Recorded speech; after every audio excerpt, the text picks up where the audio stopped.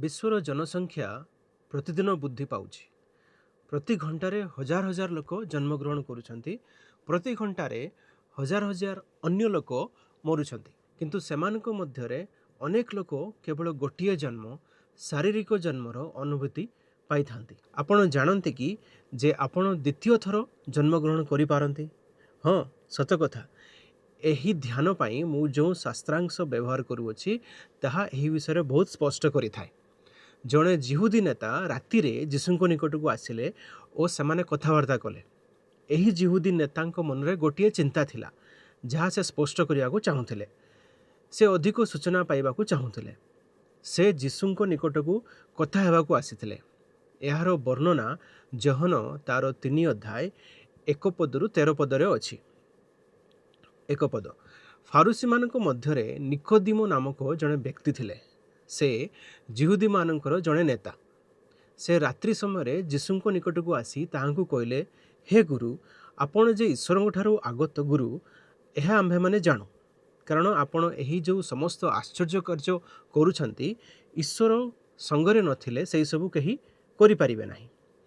जीशु तांकु उत्तर देले, सत्य सत्य मु तुमको कहूछि, पुनर्बार जन्म न हेले केही ईश्वरଙ୍କ राज्य देखि पारे नाही। निकोदिमो तांकु पचारिले, वृद्ध हेले मनुष्य किपरि जन्म होई पारे? से कौन द्वितीय थर आपणा मातार गर्भरे प्रवेश करी जन्म होई पारे? जीशु उत्तर देले, सत्य सत्य मु तुमको कहूछि, जल और आत्मार जन्म न हेले केही ईश्वरଙ୍କ राज्य प्रवेश करि पारे नाही। मांसरु जहा जात ताहा मांस, पुणी आत्मारु जहा जात ताहा आत्मा। तुममानकु अवश्य पुनर्बार जन्मिबाकु हेबो बोली मुझे तुमको कहली एथिरे चमत्कृत हुआ नहीं। वायु जो दिगरु इच्छा करे सही दिगरे बहे, आ तुम्भे ताहार शब्द शुणी थाओ, किंतु ताहा कौठारु आसी कुआड़ को गला ताहा जान नहीं। आत्मा ठारु जात प्रत्येक लोक संबंधरे सही प्रकार। निकोदिमो ताहांकु उत्तर देले, एसबु किपरि हेई पारे? जीशु तांकु उत्तर देई कहिले, तुम्भे इस्राएल रो जणे गुरु हेई सुद्धा एहा बुझीपारु ना? मु तुमको सत्य सत्य कहूछि, आम्भे माने जहा जाणु ताहा कहू, पुणी जहा देखिअछु ताहा विषय साक्ष्य दौ, आउ तुम्भे माने आम्भ मानकर साक्ष्य ग्रहण करू ना। मु तुम्भमानकु पार्थिव विषय कहिले जदि तुम्भे माने विश्वास न करो, तेबे तुम्भमानकु स्वर्गीय विषय कहिले किपरि विश्वास करिवो? आउ जेउ मनुष्य पुत्र स्वर्गरु अवतरण कले ताहांक बिना आउ केही स्वर्गारोहण करि नाही। जीशु एही व्यक्ति निकोदिमो को एहीपरि कहिबार आपण लक्ष्य कले कि तुमको पुणी थरे जन्मग्रहण करबा आवश्यक। निकोदिमो सहित एही आलोचना रे मु आवश्यक पदक्षेप गुड़िक सूचित करुछि, जहा द्वारा आपण मध्य द्वितीय थर पई जन्मग्रहण करिवार अभिज्ञता पाई परिबे। एहा संभव। आपण कोन करिबा को चाहुचंती? तेबे पढ़िबा आरंभ करंतु। प्रथम पदक्षेप, दृढ़ोक्ति। जी जीशुଙ୍କ निकटକୁ ଆସିଥିଲେ से जड़े शिक्षित व्यक्ति, जड़े अध्यक्ष थिले। जेतेबेले से जीशुଙ୍କ निकटକୁ आसिले से अत्यंत सकारात्मक दृढ़ोक्ति प्रकाश करथिले। से कहिले, हे गुरु, आपण जे ईश्वरଙ୍କ ठारो आगत गुरु यह आम्भे माने जाणु। यह निकोदिमोक द्वारा करा जाइथिबा अत्यंत सम्मानजनक स्वकृत थिला। जीशु ईश्वरଙ୍କ ठारो आसीथिबा शिक्षक थिले। ए नहीं कौनसी प्रश्न नाही। जेतेबेले आपण सुसमाचार विवरणी गुड़िकरे तांको विषय पढ़िबे, आपण जानिबे जे से ईश्वरଙ୍କ ठारू आसीथिबा शिक्षक थिले। तापरे निकोदिमो किछि आउ अधिक कहिले, आपण एही जो समस्त आश्चर्यकर्म करूछंती ईश्वर सांगरे नथिले से सबु केही करि पारे नाही। तेणु निकोदिमो स्वीकार कले जे जीशु केवल ईश्वरଙ୍କ ठारू आसीथिबा शिक्षक थिले, किंतु से जणे आश्चर्य कार्य करिवा व्यक्ति मध्य थिले। यह अत्यंत गुरुत्वपूर्ण। यह प्रथम पदक्षेप।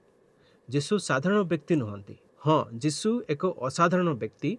से ईश्वरଙ୍କ ठारू आसीथिबा शिक्षक और आश्चर्य कार्य करिवा व्यक्ति अटंती। निकोदिमो जीशुଙ୍କ विषय केवल एतिकी जानि नथिले, किंतु से जीशुଙ୍କ विषय समस्त कथा पूर्वरु जानिथिले। मोर बंधु माने, यह एक गभीर दृढ़ोक्ति अटे। द्वितीय पदक्षेप, दीर्घ दर्शन। जीशु निकोदेमोंकु एक दीर्घ दर्शन देले। से एक अत्यंत दृढ़ उक्तिरु कथा आरंभ कले से कहिले सत्य सत्य मु तुमको कहूची जल और आत्मारु जन्म न हेले केही ईश्वर राज्य रे प्रवेश करि पारे नाही। मु चाहूची आपण गोटे कथा ध्यान दियंतु जीशु जदिओ निकोदिमों सहित कथा हेउछंती तथापि से निर्दिष्ट भाव में निकोदिमों को संबोधन करू नाहंती कारण से कहउछंती पुनर्बार जन्म न हेले केही ईश्वर को राज्य देखि पारे नाही। यह प्रत्येक व्यक्ति को अर्थात आपण को और मते अंतर्भुक्त करे। यह प्रत्येक व्यक्ति को प्रत्येक लोक को बुझाए। जीवन रो कौनसी स्थान रे आपण निजको पाइले मध्य आपण यह आपण को बुझाए। निकोदिमो जड़े शिक्षित जिहुदी मानकर अध्यक्ष थिले जहाँ को यीशु कहिले तुमको पुणी थरे जन्म ग्रहण करने को हेबो। यह जदिओ तांको पाई आवश्यक थिला मु स्वीकार करूची जे यह मो पाई मध्य आवश्यक अटे आ मु आपण को कहया को चाहे यह आपण को पाई मध्य आवश्यक। यह एक अत्यंत गभीर उक्ति।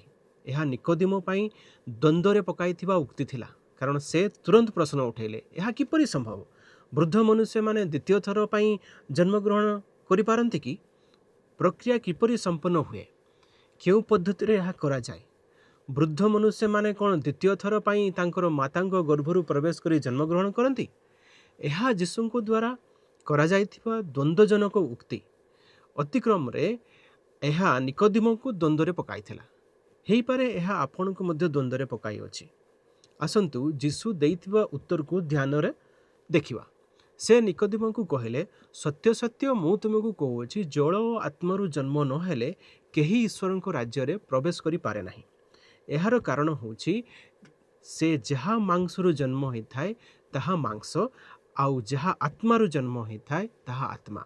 यह अत्यंत स्पष्ट करूअछि जे एक आत्मिक जन्म आवश्यक। एबे आमे समस्ते मांसरु जन्म ग्रहण करियछु कारण आमर शारीरिक देह अछि। मांस उत्पन्न करे एहार साक्ष्य स्पष्ट आत्मा आत्मा उत्पन्न करे एहार साक्ष्य मध्य स्पष्ट। एक अत्यंत गभीर और प्रभावशाली सत्य एठारे यीशुଙ୍କ द्वारा प्रकाश होईछि। यह हेउछि आपण और मु मांस और आत्मार प्राणी अटु केवल मांसर नुहे किंतु आत्मा और मांसर प्राणी। आपण मनुष्य शरीर गुड़िक द्वारा बहुत प्रमाण अछि जे आमे मांसरु जन्म होइछु। आम चारि पाखरे थिबा लोकमानंक अपेक्षा आमे आत्मारु जन्म होइथिबार बहुत प्रमाण मध्य अछि। जदि आपण पुणी थरे जन्म ग्रहण करिसंती किंबा द्वितीय थर जन्म ग्रहण करिसंती तेबे मु जहा कहूछि ताहा आपण बुझी पारुथिबे। जहा आत्मारु जन्म होइथाय ताहा आत्मा। यीशु कहिले तुम्भमानकु अवश्य पुनर्बार जन्मिबाकू हेबो बोली। मु जे तुम्भकु कहिली एथिरे चमत्कृत हो नाही। आपण द्वितीय थर जन्म ग्रहण करि पारिबे। तृतीय पदक्षेप उपसंहार। यीशु गोटे अत्यंत आकर्षणीय उदाहरण व्यवहार करते से कहले वायु जो दिगरु बहिबाकू इच्छा करे से दिगरे बहे आपण ताहा शुणी पारिबे किंतु ताहा देखि पारिबे नाही। वायु को कौन जात करे ताहा मध्य आपण जानिबे नाही। मु अनुमान करुछि आमर पाणीपाग विज्ञानी माने वायु विषय रे किछि तथ्य जानिछंती किंतु से माने निश्चित भाव जानती नाही जे वायु किपरि जात हुए ताहा कहूठारु आसे किंबा कुआडे जाए। आमे केवल ताहा अनुभव करि पारिबा किंबा ताहा बहिबा समय रे कौन हुए ताहा देखि पारिबा जेपरि भाबरे ताहा धूली किंबा गछ गुडी को प्रभावित करे ताहा आमे देखि पारिबा किंतु आम्भे वायु विषय रे बहुत किछि जानि ना। आमे अति कम जानिछु। यीशु कहिले आत्मांको ठारु जात प्रत्येक लोक संबंध रे सही प्रकार ए विषय रे किछि रहस्य अछि। हेई पारे किछि असमाधित रहस्य आमे केवल जानू जे आत्मा कार्य करूछंती। निकोदिमोंको पाई तांको मन तांकर रास्ता रे बाधा थिला कारण से प्रश्न उठैथिले एहा किपरि हेई पारे। आमर बंधु निकोदिमो परी अनेक लोक अछंती जो माने जीवन रो गभीर अभिज्ञता गुड़िक लुटि नबाकू निज मन को अनुमति दियंती। हाँ सेमानक पाई सबुठारु गुरुत्वपूर्ण उत्तर होउची जे एहा मन को आकर्षित करिवा आवश्यक किंतु आमर मध्य एक इच्छा शक्ति अछि जहा द्वारा आमे जहा इच्छा ताहा विश्वास करि परिबा। यीशु निकोदिमोंको सहित पार्थिव और स्वर्गीय विषय गुड़िक विषय रे आलोचना जारी रखिले। से कहिले आम्भे माने जहा जानू ताहा कहू पुणी जहा देखि अछु ताहा विश्वास रे साक्ष्य दो आउ तुम्भे माने आम्भ मानकर साक्ष्य ग्रहण करू नाहो। यीशु निकोदिमोंको तार मनर निष्पत्ति करिवा पई यथेष्ट समय देले किंतु ନିକୋଦିମ ଯୀଶୁଙ୍କ ସାକ୍ଷ୍ୟ ଗ୍ରହଣ କରିନଥିଲେ, କାରଣ ସେ ତାଙ୍କର ବିଶ୍ୱାସ ଜାତ କରିବା ପାଇଁ ଆହୁରି ଇଚ୍ଛା ଶକ୍ତି ପ୍ରଦର୍ଶନ କରିନଥିଲେ। ପାର୍ଥିବ ବିଷୟଗୁଡ଼ିକ ଆମକୁ ସ୍ୱର୍ଗୀୟ ବିଷୟ କହିଥାନ୍ତି। ହଁ, ସେଗୁଡ଼ିକ କହିଥାନ୍ତି। ଯୀଶୁ ଏହି ମନ୍ତବ୍ୟ ଦେଲେ, ଆଉ ସେ ଏହାକୁ ଅତ୍ୟନ୍ତ ସ୍ପଷ୍ଟ କଲେ। ପାର୍ଥିବ ବିଷୟ ଓ ସ୍ୱର୍ଗୀୟ ବିଷୟଗୁଡ଼ିକର ଏକ ସମ୍ପର୍କ ଅଛି। ପାର୍ଥିବ ବିଷୟ ଆମକୁ ସ୍ୱର୍ଗୀୟ ବିଷୟରେ କହିଥାନ୍ତି।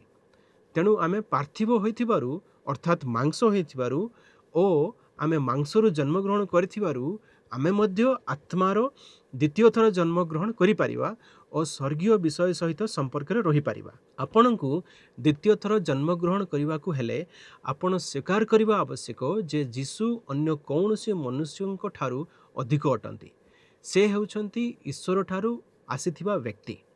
ଆପଣଙ୍କୁ ଆତ୍ମାରେ ଜନ୍ମଗ୍ରହଣ କରିବାକୁ ହେଲେ ଆପଣଙ୍କୁ ତାଙ୍କଠାରେ ବିଶ୍ୱାସ କରିବାକୁ ଓ ତାଙ୍କର ଦିଗ୍ଦର୍ଶନ ଗ୍ରହଣ କରିବାକୁ ହେବ। ଆପଣଙ୍କୁ ଅବଶ୍ୟ ଆପଣଙ୍କର ଇଚ୍ଛାକୁ ତାଙ୍କଠାରେ ସମର୍ପଣ କରିବାକୁ ହେବ। ଆପଣ ତାଙ୍କ ସହିତ ଯୁକ୍ତିତର୍କ କରିପାରିବେ ନାହିଁ। ଆପଣଙ୍କ ହୃଦୟରେ କ'ଣ ଅଛି ତାହା ସେ ଜାଣନ୍ତି। ଏବେ ଆପଣ ତାଙ୍କଠାରେ ବିଶ୍ୱାସ କରିବେ ନାହିଁ କାହିଁକି? ଆସନ୍ତୁ ଆମେ ପ୍ରାର୍ଥନା କରିବା। ପ୍ରଭୁ ଯୀଶୁ, ତୁମେ ଯେମିତି ନିକୋଦିମକୁ ନିଜର ବିଷୟରେ ଜଣାଇଲ, ଦ୍ୱିତୀୟ ଜନ୍ମ ବିଷୟରେ ଜଣାଇଲ, ସେମିତି ଆମକୁ ମଧ୍ୟ ଆମ ହୃଦୟରେ ତୁମେ ଜନ୍ମ ନିଅ, ଆମକୁ ଦ୍ୱିତୀୟ ଜନ୍ମ ବିଷୟରେ ତୁମେ ଜଣାଅ ପ୍ରଭୁ। ଯେମିତି ଆମେ ଦ୍ୱିତୀୟ ଜନ୍ମ ନେଇ ତୁମର ଗୌରବ ଆଉ ତୁମର ରାଜ୍ୟ ପାଇଁ କାମ କରିବା, ସେଭଳିଆ ତୁମେ ଆମମାନଙ୍କୁ ସ୍ପର୍ଶ କର। ଧନ୍ୟବାଦ ଦେଉଛୁ ଏହି ପ୍ରାର୍ଥନା ଶୁଣିଲୁ। ଏ ଛୋଟ ପ୍ରାର୍ଥନା ପ୍ରଭୁ ଯୀଶୁଙ୍କ ନାମରେ ମାଗୁଛୁ। ଆମେନ୍।